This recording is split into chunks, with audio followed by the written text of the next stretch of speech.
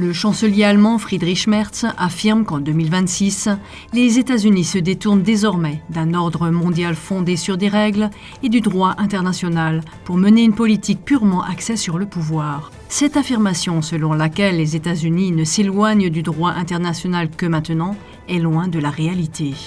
En effet, l'histoire des États-Unis est principalement marquée par des guerres d'agression. Entre 1775 et 2020, ils ont mené pas moins de 219 guerres. Dans son livre Kognitive Kriegführung, guerre cognitive, le professeur Jonas Tögel recense un total de 469 interventions à l'étranger sur la base des données du Congrès américain. Si ce n'est pas de la pure politique de puissance, sans aucun respect pour le droit international, alors qu'est-ce que c'est ? La seule différence entre Donald Trump et ses prédécesseurs réside dans la rhétorique. Les actes parlent le même langage. Ingérence, asservissement financier, guerre. Si l'on examine de plus près les objectifs de guerre, ceux qui en tirent profit et ceux qui tirent les ficelles, il apparaît clairement que ce ne sont pas les présidents américains qui dirigent les destinées des États-Unis. Des familles et des alliances bien plus puissantes, notamment issues de la franc-maçonnerie, tirent les ficelles en coulisses depuis des siècles. Ivo Zazek a dévoilé cela grâce à des recherches minutieuses menées par des centaines de collaborateurs et les appelle les cœurs de la pieuvre. Tout en haut de la pyramide règne le Conseil des Trois de la loge Osiris. Est-ce que vous pouvez connecter maintenant ? Comprenez ? Il faut comprendre l'histoire babylonienne. Maintenant, tu comprends cela quand tu vois les noms des loges. Le Conseil des Trois, j'ai entendu aujourd'hui qu'une pieuvre a 3 cœurs. 3 cœurs. Si tu touches une pieuvre, elle n'est pas morte. Elle se bouge encore. Si tu prends une tentacule, les autres tentacules te prennent. Une pieuvre, tu ne peux la tuer que d'une manière en un coup. Si tu arrives à sortir la tête et à faire sortir les 3 cœurs vers l'extérieur. Ça me plaît cette image. En haut, il y a le Conseil des Trois de la loge Osiris.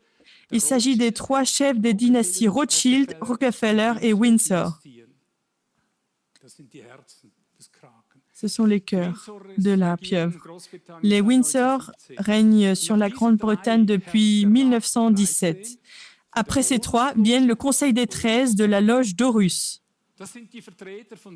Il s'agit des représentants de 13 dynasties héréditaires présidées par le chef de la famille Rothschild. Après eux vient le Conseil des 33 de la loge d'Héliopolis. Vous entendez les noms, on en a parlé tout à l'heure. Il s'agit des 33 représentants de dynasties héréditaires et de personnalités choisies, présidées par le chef de la famille Rockefeller. Bien ensuite, le comité des 300, présidé par le chef de la famille royale britannique. On y retrouve la noblesse noire et les familles les plus riches du monde occidental qui, on sait, aiment contrôler leur gouvernement depuis des siècles. Vous pouvez voir certains membres importants à l'arrière-plan. Les voilà. Ce sont des membres. Le franc-maçon Bill Gates grimpe également au 6e échelon de l'échelle du pouvoir avec la fondation Gates qui parraine.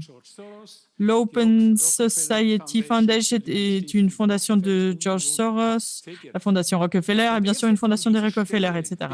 Vous voyez, et c'est à peu près à ce niveau-là que commencent les différents tentacules, les bras de la pieuvre, où chaque tentacule peut avoir un aspect différent selon les domaines. Je ne vais plus mentionner les fondateurs, mais il y a des organisations importantes dans chaque domaine. Par exemple, BlackRock, le plus grand gestionnaire d'actifs et faiseur de guerre au monde, Forum économique mondial, FEM, le think tank financier international Group of 30, l'ONU, l'OMS dans la santé, l'ONU dans la politique. Des nouvelles actuelles, compactes et pertinentes.